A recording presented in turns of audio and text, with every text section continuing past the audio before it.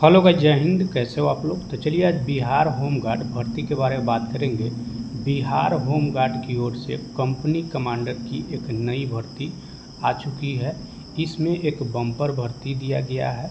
ये भर्ती पूरे भारत के लिए है। चाहे आप भारत के किसी भी राज्य से हो तो इस भर्ती में भाग ले सकते हो। ये भर्ती मेल और फीमेल कैंडिडेट दोनों के लिए है, मतलब महिला और पुरुष दोनों इस भर्ती में भाग ले सकते हैं। इसका ऑनलाइन एप्लीकेशन भी आपको स्टार्ट हो चुका है, तो आप किसी भी साइबर के पास जाकर इसका ऑनलाइन एप्लीकेशन कर सकते हो। चलिए आगे इसकी क्राइटेरिया के बारे में बात करेंगे कि इसमें एज क्या मांगा गया है, इसमें क्वालिफ़िकेशन क्या रहने वाला है, इसमें हाइट कितना मांगा गया है, इसमें गोला फेंक मेल और फीमेल कैंडिडेट का कितना होगा। इसकी सारी जानकारी आपको इस वीडियो पर मिल जाएगा। तो वीडियो पर पहली बार आए हो तो वीडियो को लाइक और सब्सक्राइब जरूर कर देना, ताकि आने वाला सभी वीडियो आपको मिलता रहेगा। तो चलिए आगे हम एक एक करके इसके बारे में हम जानते हैं। चलिए यहाँ पर देख सकते हैं दिया गया है इम्पोर्टेंट डेट, मतलब इसका ऑनलाइन का डेट कब से स्टार्ट हो रहा है और इसका लास्ट डेट कब तक है, इसमें सारा जानकारी दिया गया है। तो नीचे देख सकते हैं दिया है ऑनलाइन अप्लाई का स्टार्टिंग डेट आपको 30 जून 2026 से इसका ऑनलाइन एप्लीकेशन स्टार्ट हो जाएगा। वहीं पर इसका ऑनलाइन अप्लाई का जो लास्ट डेट है वो आपको 30 जुलाई 2026 तक रहेगा। चलिए नीचे दिया है last date for fee payment करने का, वो भी आपको 30 जुलाई 2026 तक इसका क्या करना है, फ़ी जो है वो आपको पेमेंट कर देना है।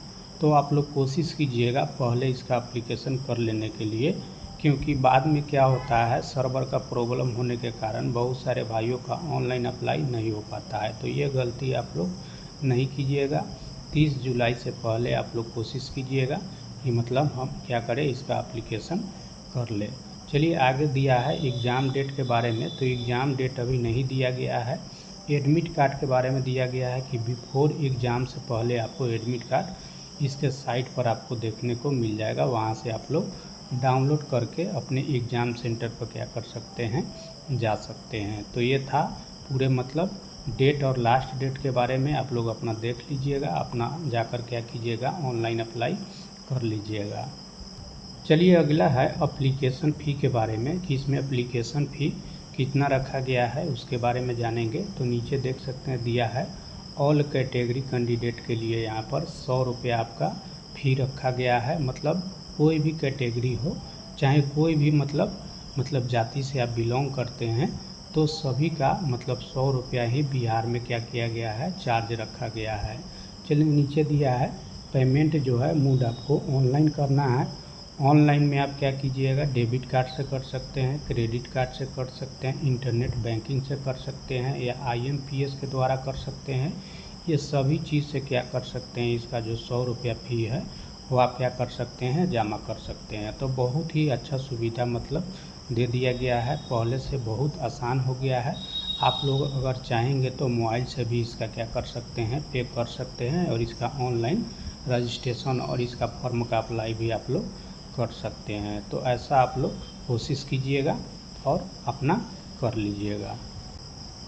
चलिए यहाँ पर आगे आप देख सकते हैं इसमें दिया है एज के बारे में कि आपका एज इसमें क्या रखा गया है, तो उसके बारे में जानेंगे। तो नीचे देख सकते हैं दिया है मिनिमम एज। मिनिमम एज आपका 20 ईयर होना चाहिए ऑल कैटेगरी के लिए। जितने भी ऑल कैटेगरी है सभी के लिए मतलब आपको उम्र क्या है, कम से कम आपका 20 साल होना चाहिए। चलिए नीचे है मैक्सिमम एज आपका कम से कम 37 साल होना चाहिए। मतलब मैक्सिमम आपका कम से कम 37 साल होना चाहिए। मतलब 20 साल से आपका कम नहीं होना चाहिए और 37 साल से आपको ज़्यादा नहीं होना चाहिए। अगर इससे कम है और इससे ज़्यादा है तो आप इस फॉर्म को नहीं भर पाएंगे। अगर एक दिन भी अगर आपका उम्र कम बेस है तो क्या होगा, आप इस फॉर्म को नहीं भर पाएंगे। चलिए नीचे दिया है जनरल मेल कैंडिडेट के लिए 37 साल रखा गया है। वहीं पर मैक्सिमम एज 40 ईयर आपको जनरल आपको फीमेल कैंडिडेट के लिए रखा गया है। तो फीमेल कैंडिडेट जो होंगे जनरल के, उनका उम्र 40 साल इसमें मतलब रखा गया है। चलिए आगे दिया है maximum age 40 year BC EBC male और फीमेल कैंडिडेट। जो मेल और फीमेल कैंडिडेट होंगे उनको 40 साल इसमें आपको दिया गया है BC EBC मेल और फीमेल कैंडिडेट के लिए। तो ये अपना देख लीजिएगा और अपना एज काउंट कर लीजिएगा, उसके बाद ही अपना क्या कीजिएगा, अपना ऑनलाइन अप्लाई कीजिएगा। क्योंकि एक दिन भी अगर उम्र आपका ज़्यादा होगा तो आप इस भर्ती के लिए एलिजिबल नहीं हो पाएंगे। अगर सोचेंगे हम अपना एप्लीकेशन कर लेते हैं बाद में क्या हो जाएगा, हम चले जाएंगे, तो ऐसा नहीं होगा। यहाँ पर आपको जांच किया जाएगा, पकड़े जाएंगे तो आपको क्या होगा, बाहर कर दिया जाएगा। चलिए यहाँ पर आगे देख सकते हैं, दिया है post name, number of post और एलिजिबिलिटी क्राइटेरिया, मतलब आपका क्वालिफिकेशन और पोस्ट नेम और पोस्ट कितना दिया गया है इसके बारे में हम जानेंगे। तो नीचे देख सकते हैं दिया है पोस्ट नेम, यहाँ दिया है नंबर ऑफ पोस्ट और यहाँ पर दिया है एलिजिबिलिटी क्राइटेरिया, मतलब आपका क्वालिफिकेशन इसमें क्या होना चाहिए। चलिए पोस्ट नेम में यहाँ होम गार्ड कंपनी कमांडर का ये पोस्ट दिया गया है। इसमें नंबर ऑफ पोस्ट कितना है, 65 दिया गया है, मतलब इसमें टोटल जो पद है आपका 65 दिया गया है। वहीं पर आपका क्वालिफिकेशन जो है इसमें बैचलर डिग्री आपके पास होना चाहिए, मतलब ग्रेजुएट आप हैं तो आप इस भर्ती के लिए एलिजिबल है, आप इस फॉर्म को भर पाएंगे। चाहे आप किसी भी स्ट्रीम से हैं, चाहे आप BA हैं या BSc है या M.Com है या MA है या किसी भी मतलब स्ट्रीम से आप BA BSc या B.Com किए हैं या MA किए हैं तो आप इस भर्ती के लिए एलिजिबल है, आप इस भर्ती में भाग ले सकते हैं, इसका एप्लीकेशन कर सकते हैं। चलिए अगला दिया है ख में तृतीय चरण के बारे में, शारीरिक योग्यता दक्षता परीक्षा आपका होगा। इसमें निम्नलिखित शारीरिक योग्यता दक्षता परीक्षा में अभ्यर्थियों को सफल होना अनिवार्य होगा, मतलब जो भी इसमें रखा जाएगा उसमें आपको पास होना क्या होगा, अनिवार्य होगा। चलिए यहाँ 1 नंबर में आपका दौड़ होने वाला है, तो यहाँ दिया है सभी कोटि के पुरुषों के लिए क्या होगा, 1.6 किलोमीटर का दौड़ के लिए अभ्यर्थियों को समय 6 मिनट 30 सेकेंड आपको दिए जाएंगे। अधिक समय लेने वाले अभ्यर्थी को असफल घोषित कर दिया जाएगा, मतलब 6 मिनट 30 सेकेंड से अधिक में आते हैं तो आपको क्या होगा, असफल घोषित कर दिया जाएगा, आपको रिजेक्ट करके बाहर भेज दिया जाएगा। तो आप लोग पहले से अपना दौड़ का तैयारी में लग जाइएगा। 1600 मीटर आपको 6 मिनट 30 सेकेंड में क्या करना है, दौड़ना है। चलिए अगला है सभी कोटि के महिलाओं के लिए 1 मीटर मतलब 1 किलोमीटर का मतलब क्या होगा, दौड़ होगा, जिसमें 6 मिनट से अधिक समय लेने वाले अभ्यर्थियों को असफल घोषित कर दिया जाएगा। मतलब महिलाओं के लिए 6 मिनट समय दिया गया है, जिसमें आपको मात्र 1 किलोमीटर दौड़ना है और इसमें 6 मिनट के बाद जो आएंगे उनको असफल घोषित कर दिया जाएगा। तो अपना ये देख लीजिएगा। चलिए दूसरा नंबर में है ऊंची कूद, तो नीचे दिया है सभी कोटि के पुरुषों के लिए, यहाँ पर दिया गया है न्यूनतम 4 फीट होना चाहिए, मतलब कम से कम आपको 4 फीट क्या करना है, कूदना है। यहाँ देख सकते हैं 4 फीट से कम कूदने वाले अभ्यर्थियों को असफल घोषित कर दिया जाएगा, मतलब 4 फीट से कम अगर आप क्या करते हैं, कूदते हैं तो आपको क्या होगा, असफल घोषित कर दिया जाएगा। कम से कम आपको पास के लिए 4 फीट कूदना पड़ेगा। चलिए अगला है सभी कोटि के महिलाओं के लिए, मतलब दिया गया है यहाँ 3 फीट कम से कम आपको होना चाहिए। अगर यहाँ नीचे दिया है 3 फीट से कम कूदने वाली महिलाओं को असफल घोषित कर दिया जाएगा, मतलब 3 फीट से कम में मतलब क्या करते हैं, कूदते हैं तो आपका क्या होगा, वहाँ पर असफल घोषित करके आपको बाहर निकाल दिया जाएगा। चलिए अगला तीसरा स्टेप में है लंबी कूद। चलिए लंबी कूद में सभी कोटि के पुरुषों के लिए आपको 12 मतलब फीट आपको क्या करना है, लंबी कूद करना है। वहीं पर 12 फीट से कम कूदने वाले पुरुष अभ्यर्थियों को असफल घोषित कर दिया जाएगा।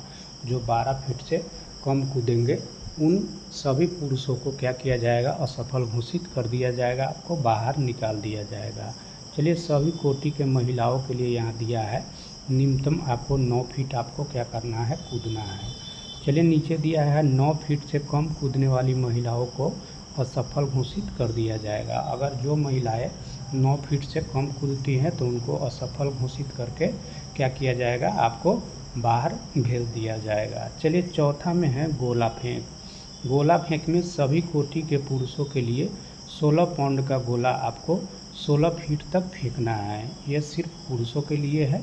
चलिए इसमें 16 फीट से कम फेंकने वाले पुरुष को क्या किया जाएगा, असफल घोषित कर दिया जाएगा। अगर 16 फीट से आप कम फेंकते हैं तो इसमें क्या हो जाएंगे, आप असफल घोषित हो जाएंगे। चलिए नीचे है सभी कोटि के महिलाओं के लिए 12 पाउंड का गोला रहेगा, जिसमें 10 फीट आपको फेंकना पड़ेगा। नीचे दिया है 10 फीट से कम फेंकने वाली महिलाओं को असफल घोषित कर दिया जाएगा। चलिए यहाँ 4.4 में दिया है अभ्यर्थियों की उम्र दिनांक 1/8/2025 को मैट्रिक अथवा समकक्ष प्रमाण पत्र के अनुसार निम्न होगा। मतलब 1 नंबर में दिया गया है सामान्य कोटि के पुरुषों के लिए उम्र कम से कम 20 वर्ष होना चाहिए और अधिकतम आपको 37 साल होना चाहिए। वहीं पर महिलाओं के लिए कम से कम 20 साल और ज़्यादा से ज़्यादा आपको 40 साल होना चाहिए। चलिए दूसरा में है पिछड़ा वर्ग। अत्यंत पिछड़ा वर्ग के पुरुष या महिलाओं के लिए न्यूनतम उम्र आपको कम से कम 20 साल होना चाहिए और ज़्यादा से ज़्यादा आपका 40 साल होना चाहिए। चलिए तीसरा में दिया है अनुसूचित जाति एवं जनजाति के पुरुष एवं महिलाओं तथा थर्ड जेंडर के अभ्यर्थियों के लिए कम से कम 20 साल होना चाहिए और ज़्यादा से ज़्यादा 42 साल होना चाहिए। चलिए अगला है बिहार के वैसे सरकारी सेवकों को उच्चतर वेतनमान की सेवा वर्ग में जाने के लिए प्रतियोगिता परीक्षाओं में भाग लेने हेतु अधिकतम आयु सीमा 5 वर्ष की छूट दी जाएगी। मतलब इसमें जो होंगे उनको क्या होगा, 5 साल की इसमें छूट आपको देखने को मिल जाएगा। चलिए अब अगला 4.5 में दिया है अभ्यर्थियों का शारीरिक मापदंड। ऊंचाई, सीना और वजन के लिए कोई अंक दिए नहीं जाएंगे। यहाँ पर दिया है परंतु विहित अर्हताएँ पूरी नहीं करने वाले अभ्यर्थी असफल घोषित हो जाएंगे। ये मत सोचिएगा कि इसमें अंक मिलेगा और जो मतलब इतना चीज़ के अंदर नहीं करेंगे उनको असफल घोषित कर दिया जाएगा। तो इसलिए आपको पास होना बहुत ही ज़रूरी हो जाएगा। चलिए क में दिया है 1 में अनारक्षित सामान्य वर्ग एवं पिछड़ा वर्ग के पुरुषों के लिए 165 सेंटीमीटर आपका क्या होना चाहिए, हाइट होना चाहिए। मतलब आपका ऊंचाई कम से कम 165 सेंटीमीटर होना चाहिए। चलिए दूसरा में अत्यंत पिछड़ा वर्ग अनुसूचित जाति एवं अनुसूचित जनजाति के पुरुषों के लिए आपका न्यूनतम 160 सेंटीमीटर मांगा गया है। चलिए तीसरा में है सभी वर्ग के महिलाओं एवं न्यूनतम ऊंचाई आपका 155 सेंटीमीटर मांगा गया है। चलिए ख में है सीना, सिर्फ पुरुषों के लिए इसमें दिया गया है।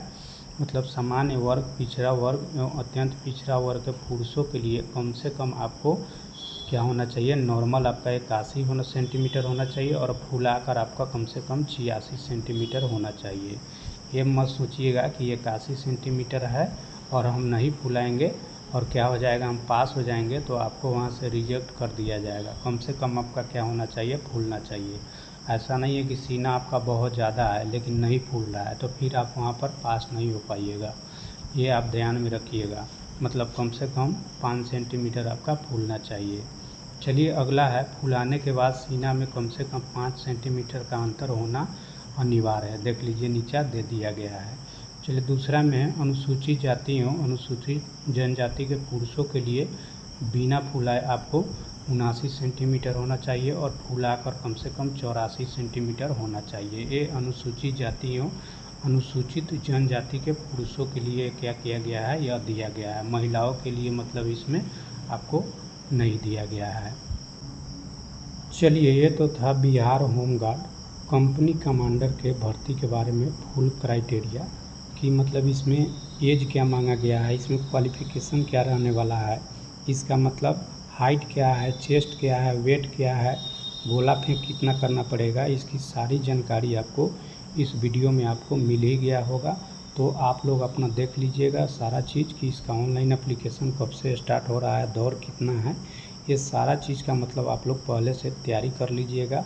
और यही आपको बिहार पुलिस आपको और बिहार होमगार्ड का क्या है ड्रेस है, यूनिफॉर्म है, आप लोग अपना देख लीजिएगा। ये पीओपी का ड्रेस है, पासिंग आउट परेड जो होता है उसका ड्रेस यहाँ पर दिया गया है। तो इसी प्रकार से आपको ड्रेस देखने को मिल जाएगा। तो अगर आप इस मतलब भर्ती में जाना चाहते हैं, एलिजिबल है इस भर्ती में जाने के लिए, अगर बीए पास है किसी भी मतलब स्ट्रीम से, तो इस फॉर्म को आप भर सकते हैं। इसका एप्लीकेशन कल से आपको स्टार्ट होने वाला है। तो जो भी भाई इसका एप्लीकेशन करना चाहते हैं वो मतलब हमारे टेलीग्राम चैनल पर आ जाएंगे, वहाँ पर आप चाहेंगे तो हमको डॉक्यूमेंट भेजेंगे तो हम भी इसका एप्लीकेशन आपको कर देंगे। चलिए, विशेष जानकारी के लिए हमारे टेलीग्राम चैनल या हमारे कमेंट बॉक्स में कमेंट करके ज़रूर पूछ सकते हो। तो फिर मिलते हैं नेक्स्ट वीडियो में। जय हिंद।